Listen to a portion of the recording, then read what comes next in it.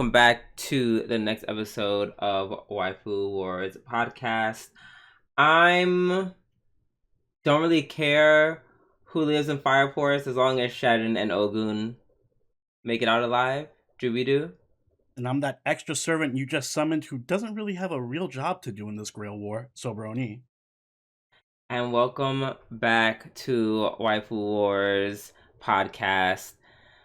We're talking about all things anime, the good, the bad, and the weeb, but not your waifu, because it's the first day of Black History Month, and and girl, unless you black, I don't give a fuck. Period. What's going on, Oni? Nothing much. Been pretty quiet. How's it going, Drew? Yes, same. We had a lot of people in my house until recently, and now they are gone. So now I get this piece. Good. It is very, very nice. But yes, shout out to Shadon and Ogun from Fire Force. The only two black characters in that show, unless I'm missing someone else. Even though I said all of that, I just want them to live. Well, Hibana kind of like. How do you forget Hibana?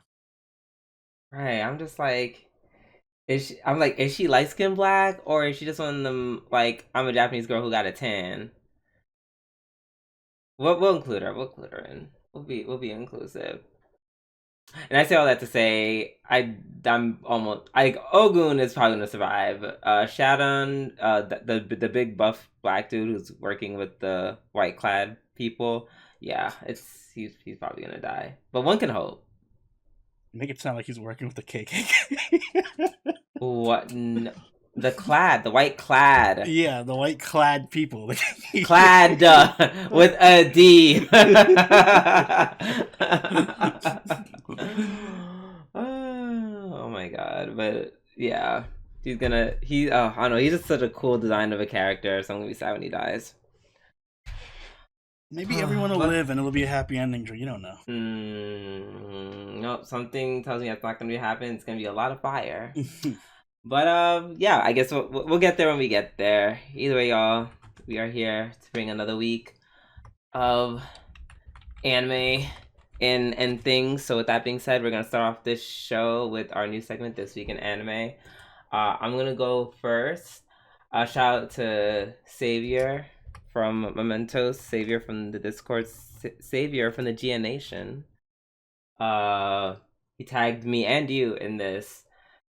According to Anime TV's Twitter handle.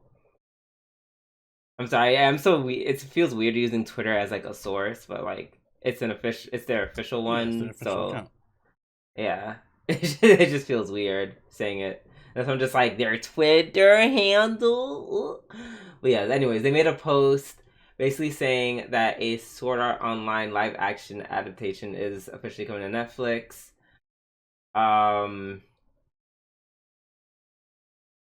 Yeah, so it was sold to Netflix and confirmed to be in the works around 2023. The release date is the next 5 years. And to everyone who thinks this might be a terrible idea, don't worry. Kirito and Azuna, they will be Asian. The actors will be Asian. So I don't think that stops the anime from being bad, but excuse me. Sorry, my bias leaked out a bit. That won't stop the live action from potentially being bad, but you know, at least it's not Sword Art Online, the anime thing starring Tom Cruise. Sorry, I know me saying Tom Cruise, that's a very Oni thing to say. Because you would be the first one to be, instead of saying like a relevant artist from someone, you'd be like, I'm gonna name a relevant artist from the 2000s. I only know big name actors. Sorry. Yeah, you only know the big name actors from like 20 years ago. Let's see. Let me think of one. Oh yeah, starring Timothy Chalamet. He's not. See, the problem with modern actors is they're not superstars. They're just today's superstars would be You don't 1990s, know anyone 2000s C-list actors. You don't know because you don't know anyone, Oni, because you're old as fuck. Because and there's no one good as there used to be. There's no. You wouldn't know. You don't watch anything. Is there any? All right. So who's out there that's on the level of Tom Cruise, Arnold Schwarzenegger? Okay, well, I'm the wrong person to ask because I don't watch anything. But I know the people who are popping now. Timothy Chalamet. I literally cannot get Timothy Chalamet out of my ears. He's people so like him popular right now. He's a pretty guy. Listen, I'm not saying you're wrong.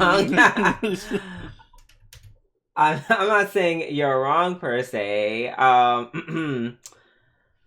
But yeah, I haven't seen any of his movies, and I see all the movies that he's been a part of, and I'm just like, I haven't seen any of them, and I don't want to watch any of them. But he's super popular. Zendaya. That's nowhere near the level of Tom Cruise.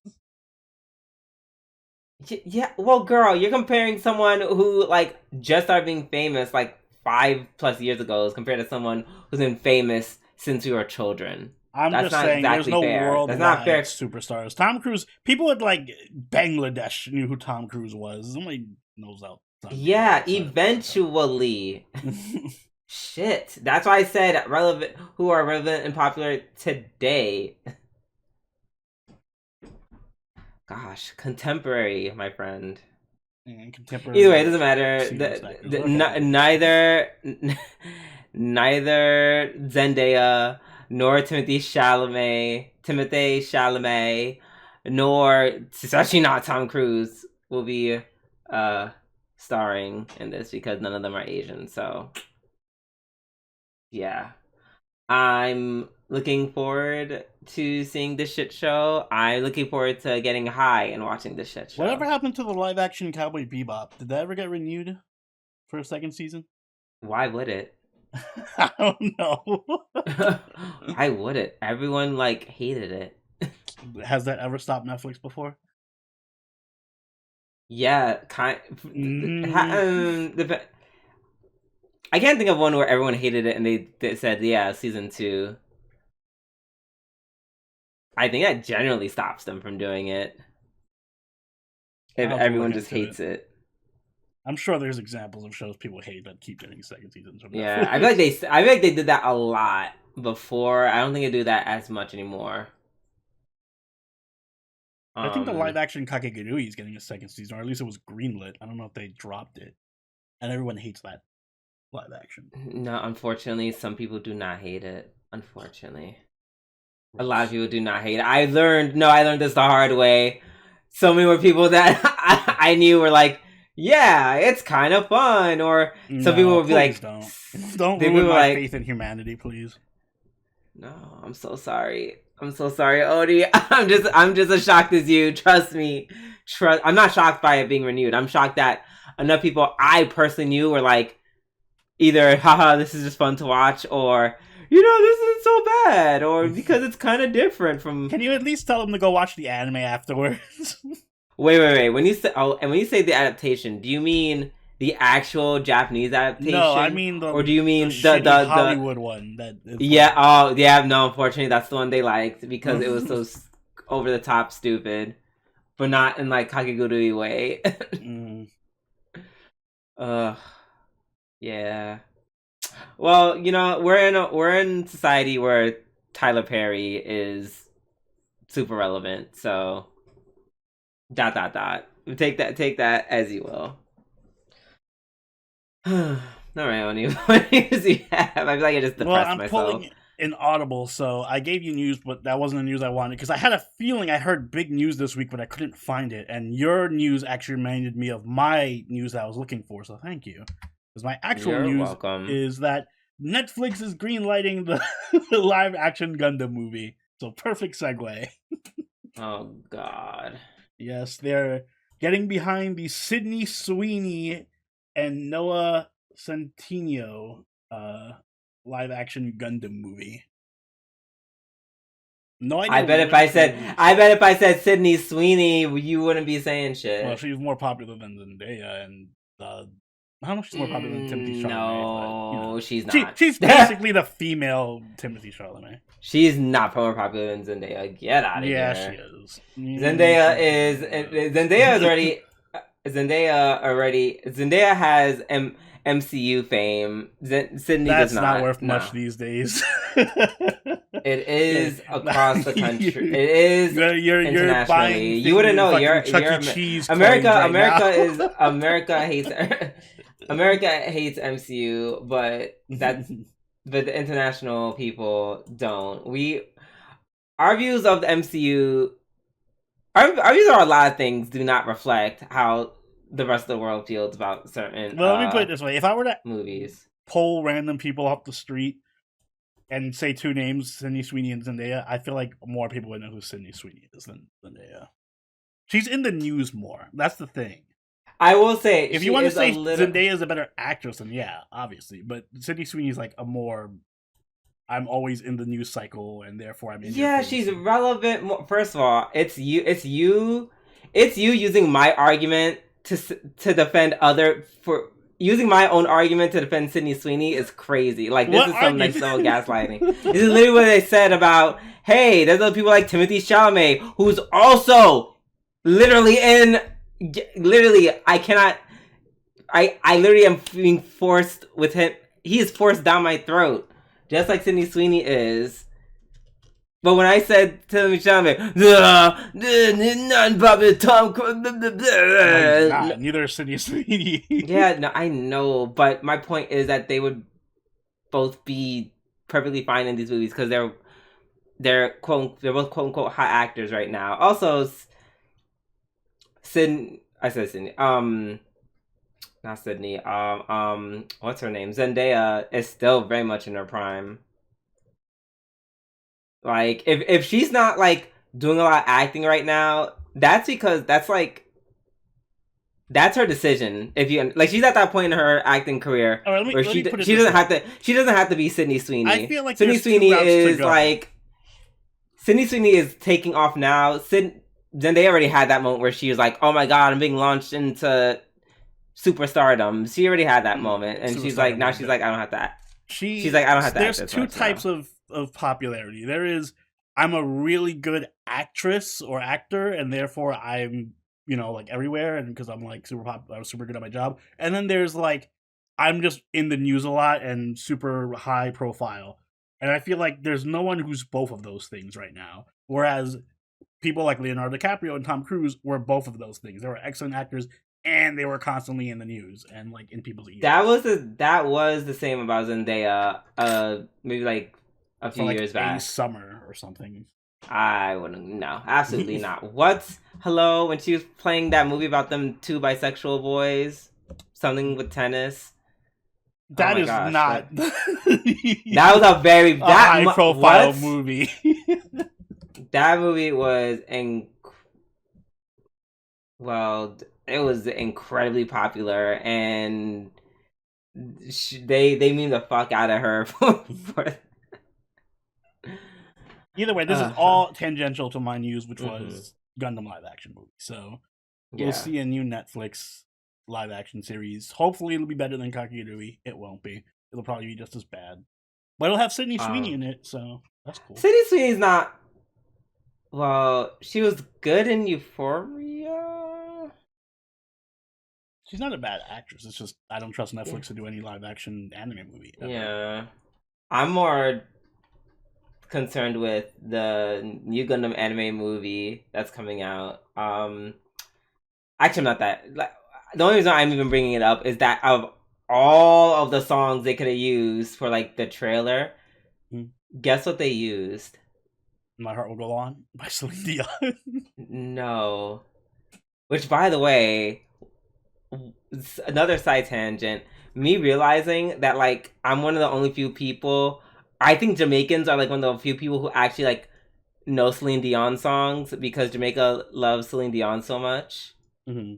People love I'm not even considering myself a huge Celine Dion fan, but like I talk to like some of my friends, I'm like, do y'all know Celine Dion songs? And they're like, oh, I kind of know this one song, and I'm like, I feel like what? people don't realize they know Celine Dion songs. Like they just I'd hear be a song like, and know wait, it's Celine you don't Dion. know? I mean, obviously, you should know My Heart Will Go On. Everyone should know My Heart Will Go On. But when you touch me like this, that's the way it is. Oh my god, like that's crazy. I'm not even consider myself a big fan, but it's like, damn, I know at least 3 songs I can name. Shit. I say all that to say no. It is SZA's Snooze. So imagine this beautifully animated trailer and you just hear snooze. You just hear SZA singing in the background. I was so confused. I was like, what? I was like, this feels like a very extended, like, I don't know, like Toonami commercial or some Yeah. shit. I forgot. There's actually a reason why they picked SZA Snooze. I forget the reason why. I'll have to ask my friend again. But I was like, oh, my friend who's like a huge Gundam fan. He was like, oh, it has SZA in it. And Snooze. It's Gundam. I'm in. Yeah, so maybe it worked. Targeted the right audience. Maybe. Okay. Oh man, yeah. Wow. I don't know. Everyone, let us know which one are you less excited to see, the Gundam adaptation or Sword Online adaptation.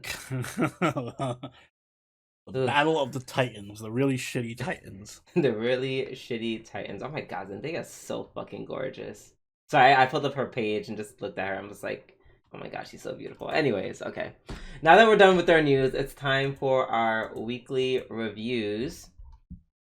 And we're gonna start off with Sosono Frieren, Season 2, Episode 3. And I just want to say, before we continue, Mm-hmm. if I, especially for these slice of life episodes, if I have gaps in my memory of what happened, blame Mementos. They have chosen, because we had a conversation about it, they have chosen to start off with the more exciting anime and lead in with Frieren. And I just, like, it just makes me want to go to sleep. Not in a bad way. Not because I like this episode. I like this episode way more than last week's episode. Oh yeah, this was like the best episode of the season so far, easily. But like, I'm just sleepy, bro. It's so calming. It literally just makes me want to sleep. I feel like that's the goal of the show. Yeah, it's succeeding. Also, by like 6 and 7, that's normally like my sleepy, like, oh, I'm normally kind of like sleepy between like 5 and 7. I start to get a little sleepy if I don't have like a nap or anything. And yeah, this shit, it almost took me out once doing live watch. I'm not gonna lie, almost. I think I hung in. I think I caught like 90% of it, 90 to 95. What part did you fall asleep during? I don't remember. You fell asleep during the fucking opening and woke up during the ending. The ending, right? Yeah, I fell asleep when they talked about going to the hot springs, and then I woke up when Fern started having her temper tantrum. I will say the first half wasn't really that interesting. It was just like, we're looking for the hot springs. Oh, it's just a foot bath, and they were like, it's wholesome. It was wholesome. Yeah. But it wasn't really like, oh my god, this was great. The second half was really fun. Yes, that was the meat and potatoes. I loved seeing Fern and Stark's little Mm-hmm. moment with Fern having to be so extremely blunt. Like, yeah, okay, what are we gonna do? What am I gonna do? Pay Yeah, attention I to go me. through. What am I gonna do? Right? Yeah, saying that is kind of crazy. It still reminds me. It still reminds me of that. Like it's so cringe because it reminds me of basically without giving too much away. I mean, I don't think the people involved are gonna even watch this, but there, let's just say I saw something very similar to this play out, but it was in public, so it was even more cringy. Like, like I was trying to like help a friend being like his boyfriend was being like clearly like I want more like him to pay attention to me more da da da da da and I was like let me be a good friend and like run the message and he's like hey maybe you should spend a little more time with him be a little more with him yada yada yada trying to help him on the low Mm-hmm. why minutes later we're all sitting down to eat. He cuddles up to his boyfriend. He's like, "Hey, I heard you were desperate for my attention." Like when I tell you, open mouth, like my jaw almost hit the floor because I'm like, "You dumb fuck! What is wrong with you?" It's cuter when Fern does it.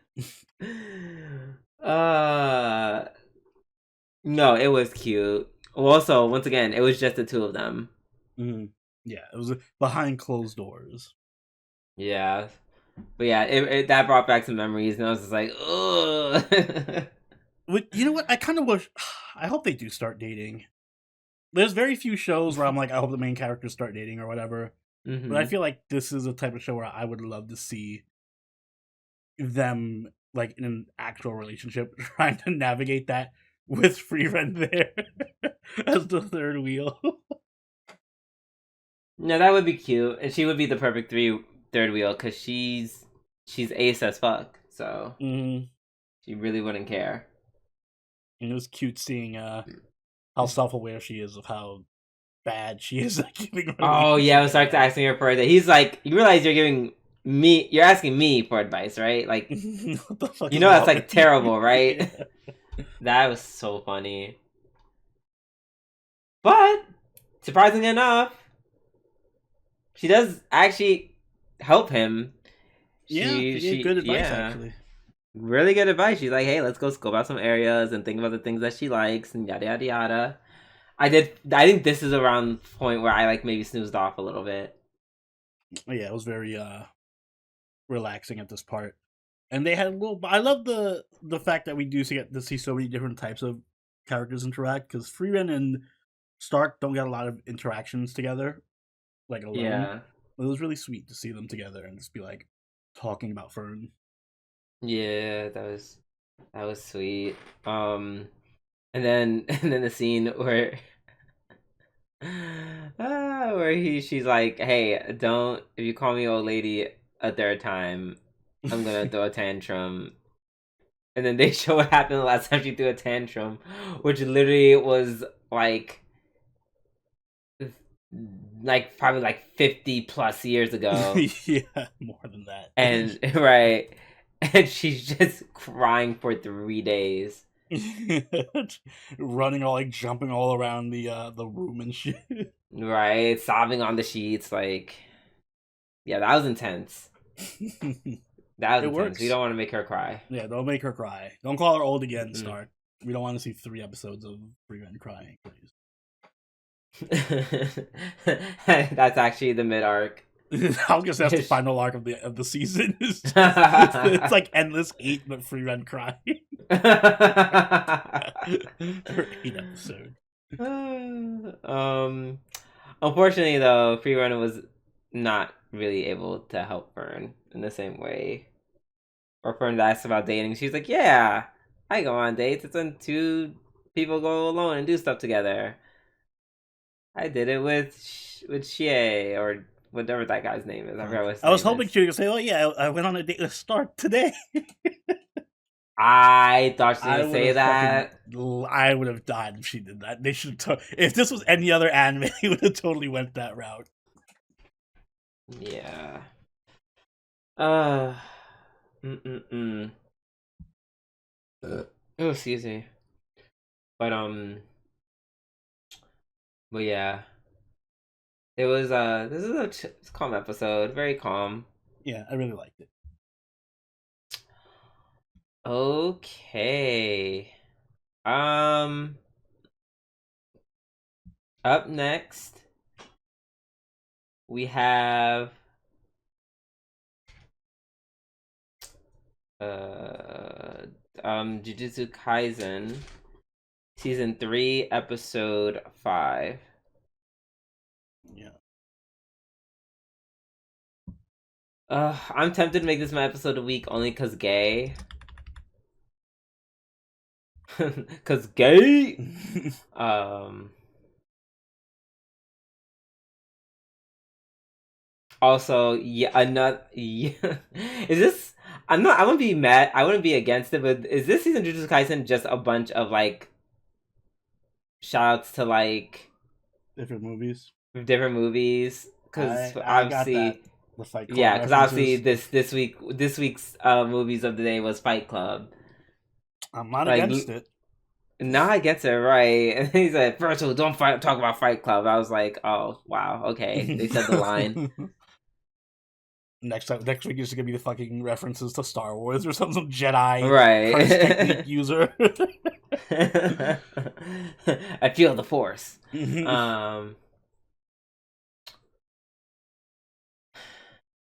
Let's see. Also, well, Rip the principal. He got Yeah, he got killed by the other principal. Yeah, he got. Unfortunately. Yeah. Damn. And Panda literally that my heart broke for Panda when he got there like literally seconds after he died. Mm-hmm. So, and I love Panda, so that made me. I felt so I'm sad glad for him. Panda at least got some moments this episode, especially in the actual fight scene of the episode. Mm-hmm. The Yes, where yeah, they're just faking it. It was when him and his terrible acting. Mm-hmm. Yes, obviously the plot twist for me basically just Kirara being a boy. Mm-hmm. I was like, oh, and I was like, oh, they gay because homeboy was like cuddling his ass, like it's cupping them cheeks. I was like, yes. Yeah. Highlight Yay, episode for me was gays. also related because I loved the whole scene where they like the last 5 minutes of the episode where he's where they had a conversation. Yeah, he's in the room. Fucking he goes on some fucking literally kakegurui ass rant. Gyamburu. Oh my god, him and Yumeko. Right. But it was like they held the scene there for like 5 minutes and it was just them moving around a little bit, like here and there, and I'm like, damn, it felt like a real movie cinematography where it's like, yes, it was that last scene was really well done. Mm-hmm. And then you get to see like he tricks Yuji into the thing. He's like, oh yeah, it was Gojo, and then he's like, oh, who the fuck is that guy? I never heard of Gojo. Who's a Gojo? Right, and I'm just like, oh god, they weren't kidding. Yuji, right? Yuji is like literally the worst liar. Mm-mm-mm. Mm-mm. Also, I don't know why he can just lie. Why did he?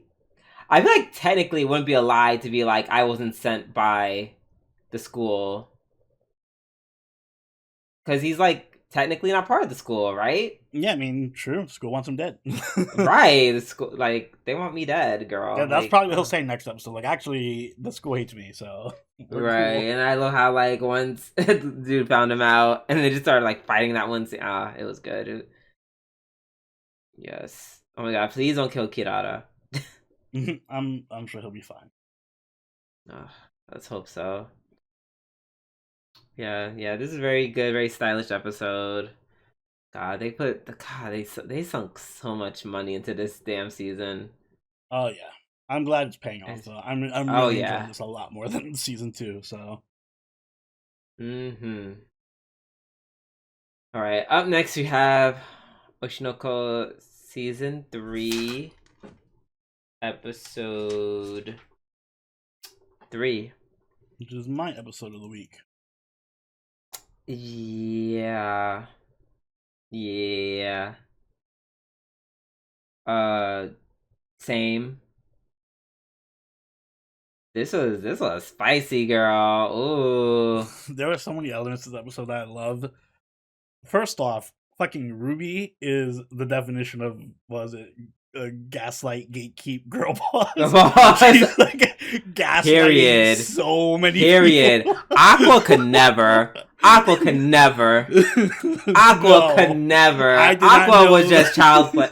Aqua's season 1 and season 2, that was child's play. Yeah, now Ruby's fucking master puppeteer over here. She got her friend into the cosplay thing, and it was like, got her to come back on the show to talk about the drama, and managed to resolve it. And she's playing her brother. And she got the director to cosplay in a pop. Oh my god. Yeah, to the point where at the end of the episode, Aqua was like, girl, I know this has you written all over it. And she's like, what are you talking about? That shaft ass head tilt at the end. Ugh. Yeah, it was great. Ruby's definitely in her villain arc, and I'm loving it. Loving it. Oh, this is so good.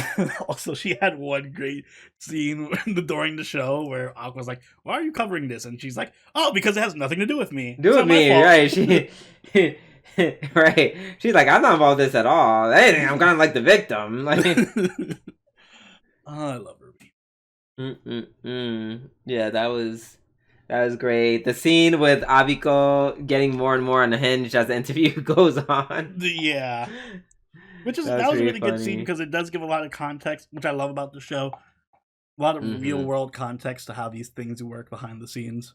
Yeah, how licensing works. And why they would or wouldn't want to license certain and it was relevant to your news from the other week about exactly, yeah. I thought about that. I was like, ooh.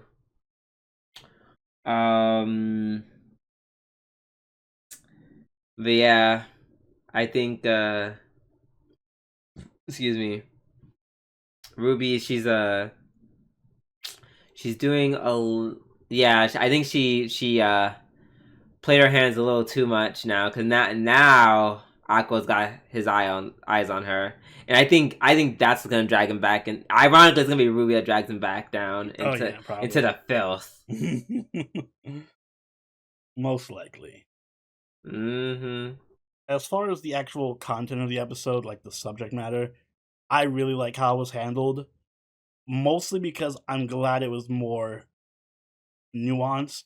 Like, yeah, the guy's a dickhead and an asshole and everything, but they did give his side of the equation too, which doesn't like excuse him, but at least it didn't. It creates a more interesting conversation, and it's not like just me scumbag, right? Yeah. Even though he was scumbag, but hey, he said that he admitted to it, owned up to it. Yeah. He was like, yeah, I know I'm a pervert. Because that was but like, that was crazy though. Like, those, like, yes, can we just all understand that those questions were insane? Yeah, and the thing is that that's, as insane as that was, that's something that does really, like, that's a real thing that happens all the fucking time with cosplayers and stuff. Where if they're involved in that industry, they'll get, very inappropriate questions in interviews and very inappropriate contact from photographers and stuff like that. So that's a very relevant subject to touch on. Yeah, don't be creeps, people. Yeah, don't be a sleaze like him. No shade. I'd be totally fine if he got fired after doing all of this, though. Oh yeah, I'd be fine with that too. Right, because I'm like, okay, cool, you apologize and everything, and and you maybe kind of got embarrassed on national TV, but like, girl, that's sexual harassment. Goodbye. Yeah, you can't ask Good. And I like how they delved into like the actual idea of having boundaries and respect, because it's like she didn't just say like, oh yeah, you can't ask those questions. She's like, well, if I was more comfortable with you and you had Yeah, pre-screened that these was questions cool. and it was somebody I trusted, then yeah, Right. I wouldn't. Then We maybe we we can can ask ask those those questions. questions. It's fine. It's whatever. But like, Yeah, but you can't you'd just do that. you can't spring it on me. I don't know you. Mm-hmm. You didn't feel these questions with me first. Like, because she was right. It was disrespectful on multiple levels. Mm-hmm. Listen, when she made that tweet on Twitter, I was like, yes, I'm actually rooting for you. Yeah. Yes, go Maya. And I think it shoots down his theory, or the director's, I guess, rationalization of what he did, where he's like, oh, either you could make good content because you're a genius, or you have to be like me and be a sleazy asshole to get controversial Right. content. When she's just like, no, if you were just, more professional, you can get controversial and like salacious content without being a sexual harassing asshole. Exactly. Exactly. And yes, I love how he really did atone. Mm-hmm. And maybe this would be the only argument for not getting him fired outright, is the fact that he showed true atonement because he literally made the outfit himself. Mm-hmm. That's kind of insane. Yeah, he had to go home and like he had all those cuts in his arm and everything. So. Exactly. So that's insane. And then they just came right back to it. She's like, yeah, now what if I told you right before the show we're not using this outfit? And he's like, she hit him with the reverse Uno. Yeah. How's it feel, God. bitch? Yeah. And he's like, no, that would have sucked. And she's like, yeah, damn right, bitch. Oh, which also, going back to Ruby, great scene where the cosplayer's taking the high road and he's like, oh, I'm glad that you're apologizing, and then Ruby's like, yeah, but it's not good enough. That's not good enough. Nah, we need more, right? I'm not gonna lie, my stomach got a little queasy when she did that. I was like, oh shit. I was like, oh fuck. Oh no, is we about to go too far? Yeah, I thought she was gonna like reveal like he was cheating on his wife with another cosplayer or something, like, or like she's about to make him cosplay in something like super like embarrassing and like oink like a pig or some shit. Like, this is gonna be like a humiliation ritual. Yeah, it was just enough humiliation to be warranted, but not enough. It didn't go overboard. So yeah. Good job. Yeah, it's just really good. Yeah, good job, movie. A great episode. I can't wait to see what's gonna happen. And I can't see what's gonna happen, especially with that with, oh god, the not the AD. Yeah, he's become a really relevant character now. Yeah, so like literally Yoshizumi. Yeah, that scene where he actually stood up to the boss and was like, hey, we really should not have done that. Like, I was actually impressed. Yeah, he got a bit of character development, got his backbone. Yeah, and it's like, and the director didn't just like cuss him out. He was just like, hey, this is why I did what I did, and then he said, I'll take full responsibility for it, which of course he should. So yeah, I don't know. This was done very well. It didn't, like, I don't know. It was just resolved very well. I don't really feel unfulfilled or unsatisfied at the conclusion. Same. Yeah. Oh god, I can't wait to. I really want to see Ruby's involvement, or no, sorry, excuse me. I want to see Aqua's further involvement, because I assume they're just gonna be working even more on the show now. It'll be very interesting. All right, up next we have Fate Strange Fake, episode 5. So episode. The what? The Francesca episode, as I will dub it. Not probably Francesca. She had so many lines and dialogue in this episode.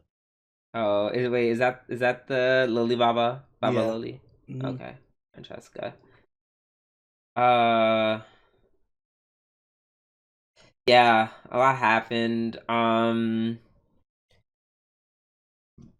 So first things first, I guess the boy soldier showed, aka Shota soldier.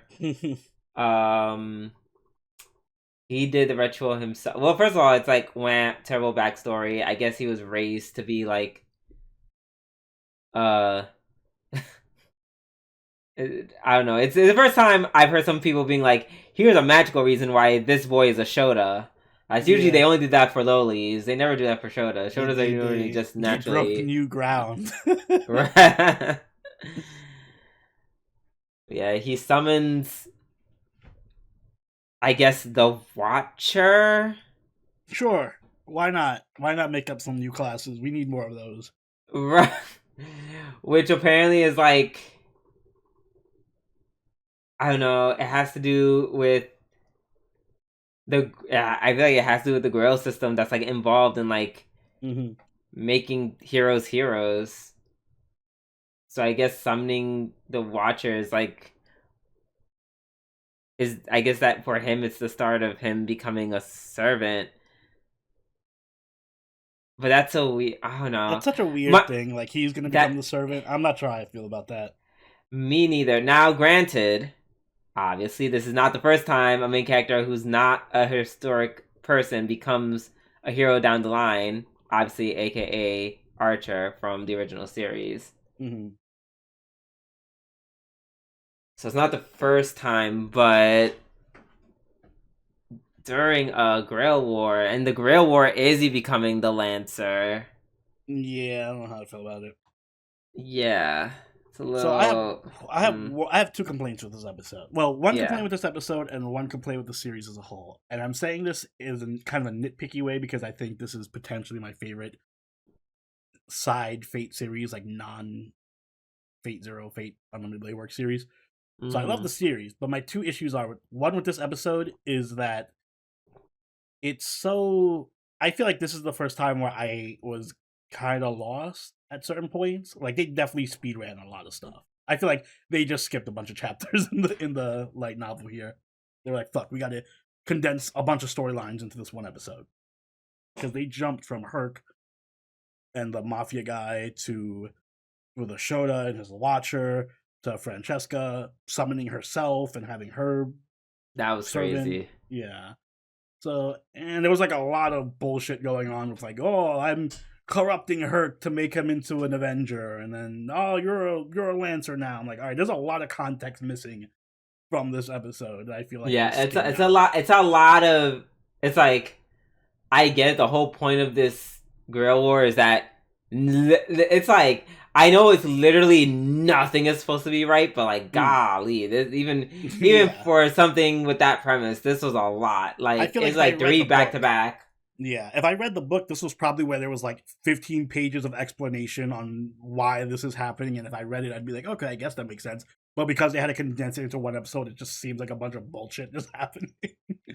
So that was my Right. complaint with the episode.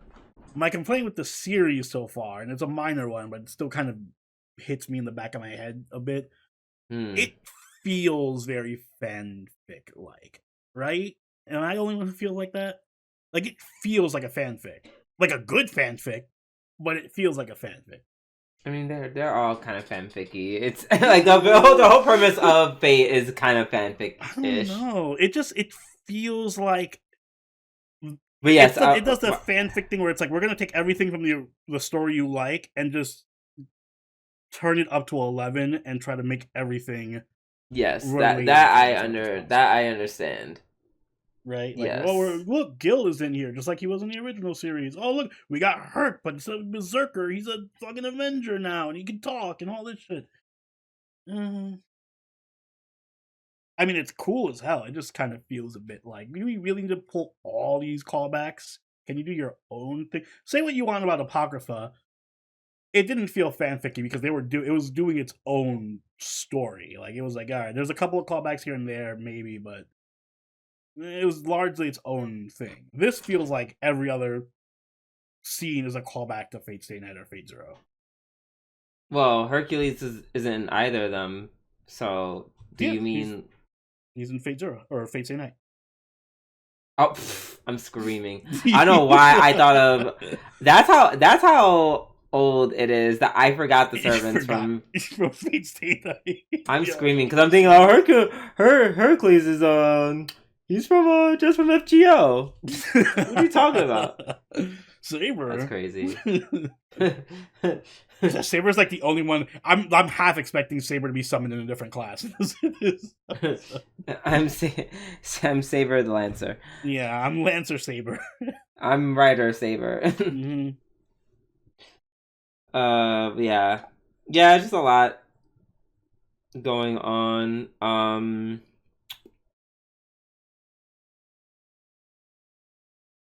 I don't know why. Like, if Hercules apparently the archer is like the best version, Mm-hmm. then like why corrupt him? Some part of me thinks just because the mafioso is just a fucked up piece of shit. Do you want the lore reason or the actual reason? I almost kind of a little bit of both. Like, so from what I heard, because I asked, the lore reason is because of the mafioso. If you remember back when he first asked, when he summoned Herc, he was like, "Would you be okay with killing kids?" And Herc was like, "The fuck are you? You know who I am?" So he's like, "All right, so yeah, we're not gonna work." It was kind of like the Kiritsugu Saber thing, where he just right. we're too incompatible. I people, forgot. so. You know, that was the first thing he said. Right, that makes sense. So he Why was he just would like, corrupt "Nope, him. we're corrupting you, so you like Right. me," which nerfs you. And then the real actual reason was because they can't have real Herc running around in Fate in any Grail war. It's the Urza effect. He's too powerful. He'd kill everybody. He'd just win the war in one day. So I was like, fuck, we gotta put some nerf on you. Either you're a berserker or you're corrupted in some way. Yeah, I guess I guess that's fair. Mm-hmm. Can't have uncorrupted Herc fighting in the Grail war. God forbid. But how would we know? How would we know that he's gonna beat everyone? I'm actually really curious to see what Francesca can do with her servant herself. I feel like that's a very that's so funny. Weird summoning. Oh, you think? Like, how does that work? I'm not even gonna think about how it works in terms of the timeline, I guess. I mean, granted, once again, this is not a concept that literally was. This is not the first time. This literally was.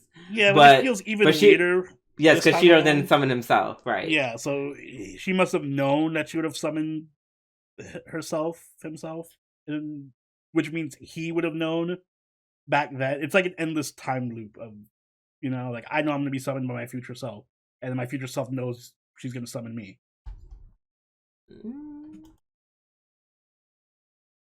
I wouldn't say so. I don't think it has to be all that. I don't know. It seems like Francesca has a lot of clairvoyant abilities where she just is aware of shit going on all the time. Yeah, we're gonna have to just. I just don't have enough information on her. Yeah, I hope she does get some kind of like big.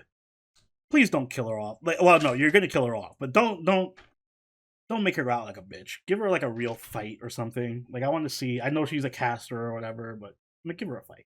Give her a real moment to go out on.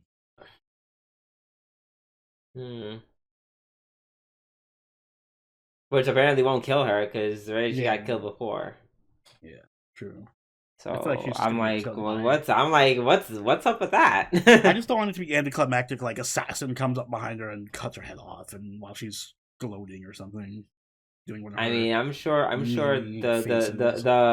mouth in her stomach has to do something. She better eat somebody before the series is done.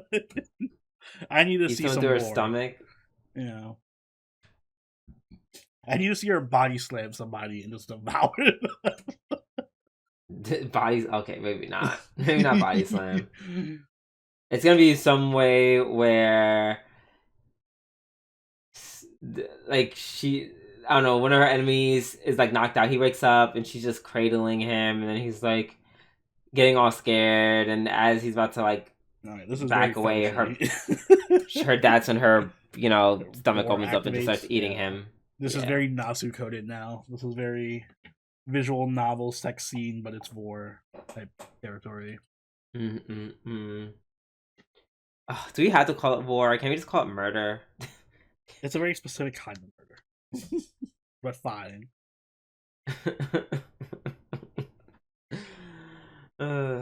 Yeah.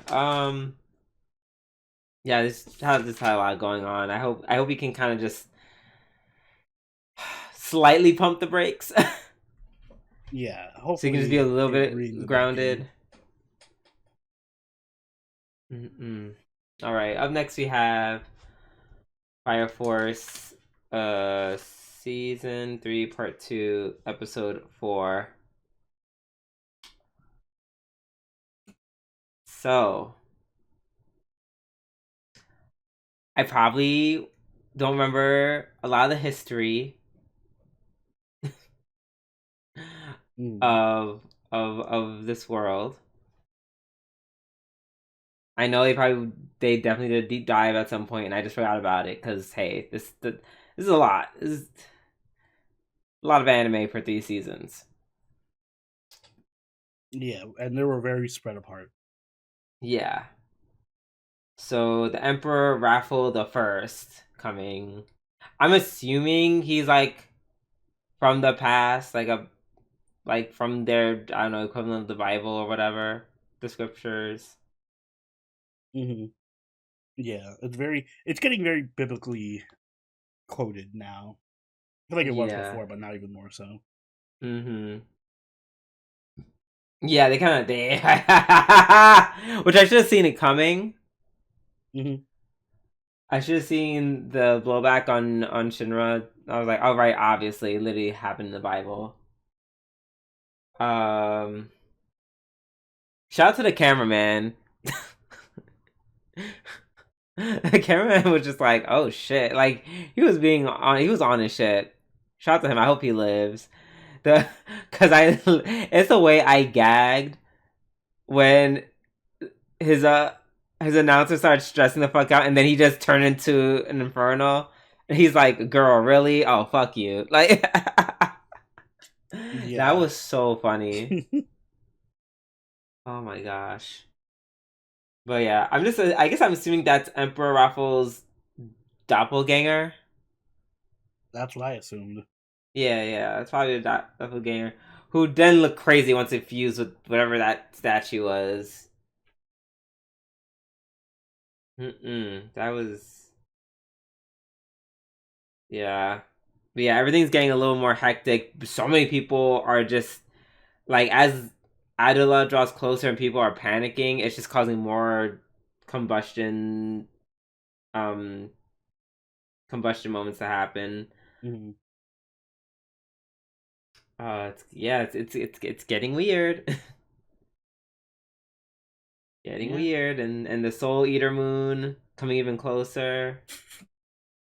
My copium like wish list thing for this series for Fire Force is that it ends right and it fades the the camera pans up to the moon, the Soul Eater moon, and on the screen you see Soul Eater remake greenlit. Because at this point I'm just hoping Fire Force ends in a Soul Eater remake. That's fair. Because like, how awesome would it be if, because I'm sure Fire Force leads in the Soul Eater at some point, it just ends and then I get to rewatch Soul Eater, but with like, I think Soul Eater had the Full Metal Alchemist issue where it ended, but it was like an anime original ending because the manga wasn't ended yet, so they never really technically gave it the right ending. So now they should have a chance that maybe we can get like a Soul Eater Brotherhood. Okay, I'm down for that. 100%. My crackpot theory is that the Soul Eater, it's the Soul Eater moon because in our world, in our actual world, Soul Eater exists. or we're aware of the Soul Eater moon. Mm-hmm. Well, you're going And I guess it was popular enough that people just think of the moon. When shit's getting weird, they just think of that moon.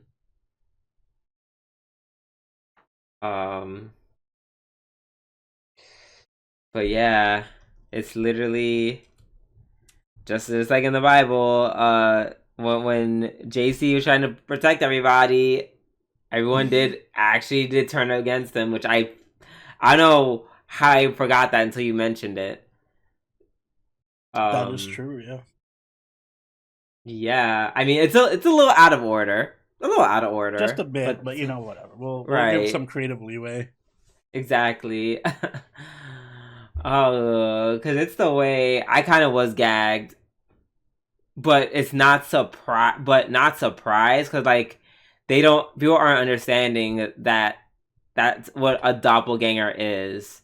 So yeah, they just see this random dude literally just make a giant hole through your deity's head, killing him. No, you killed our god. Yeah. So even though I don't know, the fact that he was like shooting fire at you guys, I don't know. Maybe that would have hinted at hey, something's a little off here. But I guess not. And then, oh my god! First of all, that it's always that one bitch that will start screaming like she crazy. It's always that one bitch, and you know exactly what I'm talking about in this episode. Which one? The one that when Raffles went down, she started losing her shit and got everyone riled up. Yeah, that's right. it's always that one bitch. Oh my god! Like, oh. Shut up! Oh my god! You killed him! You killed murderer! Kill him! Like, oh my god, girl. Right, bitch, eat a fucking Snickers. Mm-hmm. You're not yourself. You're actually the doppelganger. Yeah, you're the doppelganger. You're a doppelganger unless you have a Snickers bar. Mm-hmm. That was crazy. Oh my god. Wait, plot twist. That's actually how we send the doppelgangers away. Give them Snickers. Everyone literally just be like, you're not yourself when you're an infernal. You have a Snickers. And then everyone just believes that he'll turn back because he had a Snickers. Mm-hmm. To the point where that actually changes reality. Listen, it's Soul Eater and Fire Force have done weirder things, alright? Right, that is not off the table. We just have to call it something else. The sneakers bar. Sneakers. Do what whatchamacallit, Fate did with the Twizzlers. Just call it. I forgot what they called it. Twisters. That was cute. But yeah. Oh yeah, and looks like they hated Shinra so much that they erased him. Yeah, he's gone. Season's over. He's gone. Yeah, well, that was great. Time to rate. Rate it. Yeah, well, I guess we'll see wherever this is gonna go next week. I really don't know. Like, girl, I'm here for the ride. Yeah, same. I'm just enjoying the ride. I don't really. Yeah. I don't have any expectations or anything. None. Let's just go. Nope. Right. Up next we have Golden Kamuy, the final season, episode 4. You know, I'm totally okay with Botaro dying. Yeah, I'm fine with that. 1,000%. Like, he kind of like planned on betraying everyone, kidnapping Isirpa, almost getting everyone killed. Like, once you like kidnap Isirpa and almost kill Sugimoto, I'm like, yeah, I'm okay with you dying. That's the golden rule. Once you put your hands on Isirpa, you're gone. It's over for you. I don't give a shit about you anymore. I mean, that's clearly not the case because God, so many people have kidnapped her. But they should all listen. I'm not a fan of anyone who's kidnapped her. So yeah. Excuse me. Him more so than anyone because it's like, girl, we're too late in the game for you to be doing some stupid shit like this. Yeah, like we waited till now. Right, this was not the moment. This was not your moment. Which he clearly realized the hard way as this motherfucker got shot, ear sliced off. Oh, that was gruesome. Yeah. Ear sliced off, shot, no stabbed, less than like drowned. shot, stabbed, blown up, like no less than everyone 10 in Golden Kamuy times. is like a fucking tank. They can take so much pain and abuse. So much, like literally. Oh, it was only when was shot multiple times. He was like, "Oh, kind of feeling it in the car. I'm a little." Mm-hmm. And even then, he was still going to be shot a few more times, and he was still able to protect Shiraishi. Yeah, that's ironically, you know, I'm still okay with him dying. I'm like, okay, you saved Shuichi. I still want you dead, but like, okay, you're okay. Yeah. Cause he was like, well, I'm gonna die anyways, so might as well save homeboy. Although it was kind of weird just having Botaro's dead body in the car. Mm. Like he was just there, eyes open, dead as fuck. Like Shiduichi, like do we have to? Does he have to be in the car with us? Mm-hmm. Kind of dead. I guess we need the skins, right? Yeah, I guess so. Yeah, I guess it wouldn't hurt.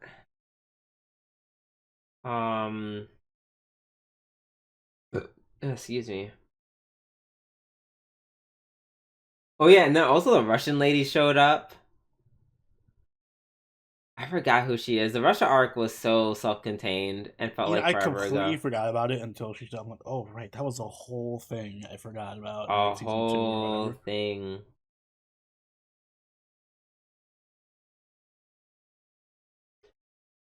Like, I think she was. Didn't she know Noperabo? Yeah, I think so. Like, isn't Noperabo from Russia originally? I think I vaguely remember. Right. I think wasn't he part of like a terrorist group? And then yeah, I remember there being like some kind of like carousel or something. Yeah, and then he somehow ended up in Japan, and yeah. Forgot all about it. This is a very long fucking series. Mm-hmm.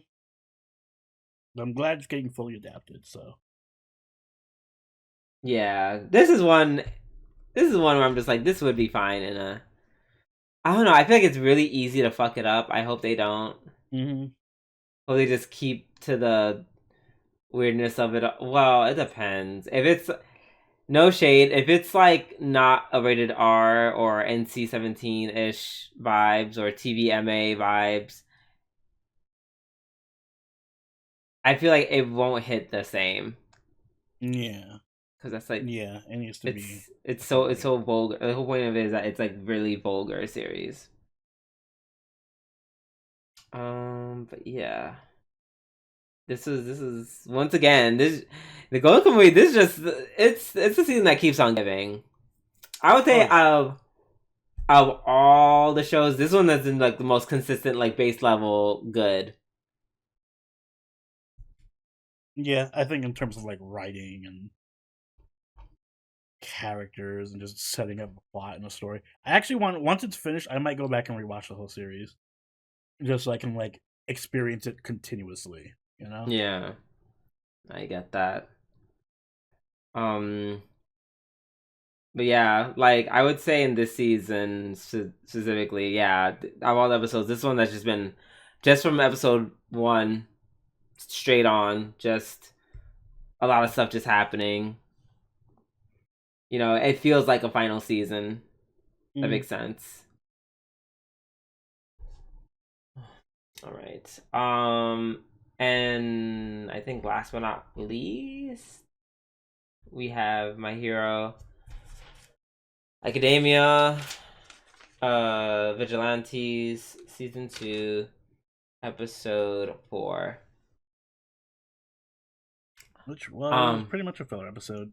Yeah. Also, once again, I'm once again. I really need Pop Step to shut up. Yeah, don't let this be your Pop Step hating arc, Drew. I'm trying not to, but she's not making it easy. Like stop being so fucking annoying. He's actually becoming really cool. Stop stopping that. Stop trying to stop that. That is weird. I don't need no, bitch. Stay in school. Focus on your schoolwork. You're in school. You're a teenager. I don't need your help. I don't need your advice on what to do. You already know what's gonna happen. He's gonna she's gonna save him, or he's gonna save her using his power or something. Right, but I don't need I really don't want. I don't want every time I see Pop Step on screen, she's bitching about him using his powers. Well, first off, every time Pop Step's on screen, she's bitching about something, right? Yeah, but I don't want it to be about that. And also, that's kind of why she's annoying. It'd be cooler if she was actually I don't want to say more useful, but ... I don't think she's... I wouldn't even say she's not useful. It's just... I guess she's I don't know. I feel like all she can do is yell at the microphone being like, hey, there's an accident here, go, which is helpful. But it's she can't... It feels like outside that, I'm not even sure she can save anyone. Yeah, so here's the thing. I think we have different expectations of Pop Step. I don't even expect her to be to me. She's just no. I don't expect her to fight. I don't expect her to fight ever. I don't expect her to fight ever. But at least oh my god, something's happening, and she can bounce in the way and kind of push someone out of danger. Not literally just be a bouncing microphone. That's telling people to look out. Yeah, I mean, once again, I'm not expecting her to fight. I don't even expect that. To me, she might as well just be a civilian. She's just there. She's the love interest, as far as I'm concerned. Oh. She's the tsundere love interest. I have no expectations for her outside of that. Mm-hmm. Which is fine, because that's what she's best at. Sitting there and looking cute. So at least in that respect, she's doing a better job than Koichi is at his job. Yeah. No. Yes, that aside, this new event. First of all, why are some of the strongest villains in this one neighborhood? Holy fuck! It's this is the strongest neighborhood. It's like Static Shock. All the strongest mutants are concentrated in one fucking 2-block radius. Bro, what the fuck is this dude with the 8 fucking arms, super strength? Is this bitch? Are you not just a Nobu or Nomu? He's a Nobu. That was too much.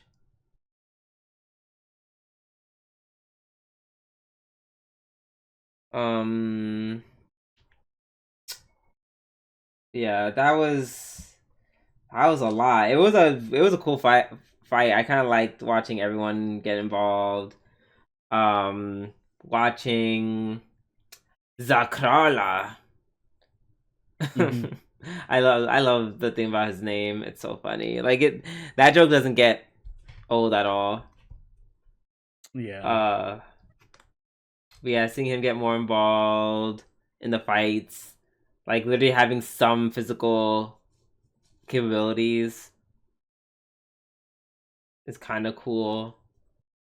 And I feel like this kind of power, shooting from long distance, some kind of cannon, I feel like that's very more his style than him trying to do some QCQ shit. Yeah. Even though that would also be cool. Yeah, it would be way cooler. That'd be way cooler, way more badass. But I guess this is fine. He's gonna be a ranged kind. Like I said, the hero I most relate him to is Spider-Man, and I feel like that's gonna be his thing. He's gonna be crawling on walls and shooting shit at people, but if he has to get up in their face, he can probably do it a little bit. Yeah, that would be cool. Um, Also, is it me or am I kind of liking the Flash guy more? Like, you think he's he's interesting, or you like him as a villain? I think he's. Wait, what's the difference? I mean, like, do you like him more than Koichi? Oh, he's way more cooler than Koichi. Oh, okay. Well, I mean, that's not saying much, but like the Flash dude, no, he's just. I don't know. He has like a lot of. He's kind of fun. Yeah, well, that's I how I bet we felt found about the another fun last film. villain. I feel like the Yeah, villains in Vigilantes are. I mean, all right. Well, that's maybe a little strict. Outside of All Might, or sorry, One for All, and what's his name? I feel like the villains in Vigilantes are better than the villains in the mainline series. damn, that's kind of The crazy. exceptions are only the three main villains, and that's it. Shigaraki. Shigaraki, One for All, and Toga. You said the three main. That's crazy. First of all, you Those were not the putting three last ones left alive that were relevant in the series. They're the three main villains. bitch. First of all, you better put some respect on the clone's name. Put Twice? some respect on his name. Yes, twice. Twice died like 3 seasons ago. I don't give a fuck. He is up there. One of the best. Period. Fantastic fucking villain. Thank you very much. Anywho. But yeah, this Flash guy is really cool as fuck. Like when he literally destroys his arms, and because he's so pissed at that dude, he just goes crazy. I like because before he was like, oh, I'm kind of the cool guy or whatever, and then he's just like, "Ah!" And then just like flips out, and then he's like, stay there so I can super fast curb stomp you to death, like. Which is so crazy. That's so crazy. Mm-mm-mm. But yeah, that's what happened. Um, well, he almost got caught by Koichi. Also, it's crazy how Eraser was gonna like low key apprehend Koichi as well. I'm like, bitch, are you kidding me? After I saved your life. Yeah. Yeah, but you're kind of being a vigilante. Like, girl, shut up. They didn't even have enough time to do so because the monster got away. That Mantis dude is he's annoying. He's obnoxious in like the right way. Yeah. I Not like too him. It's much. very very funny. All right. I think that's it for My Hero Vigilantes, which means we're done with our weekly review, which means it is the end of our show. So Oni, will you please take us away?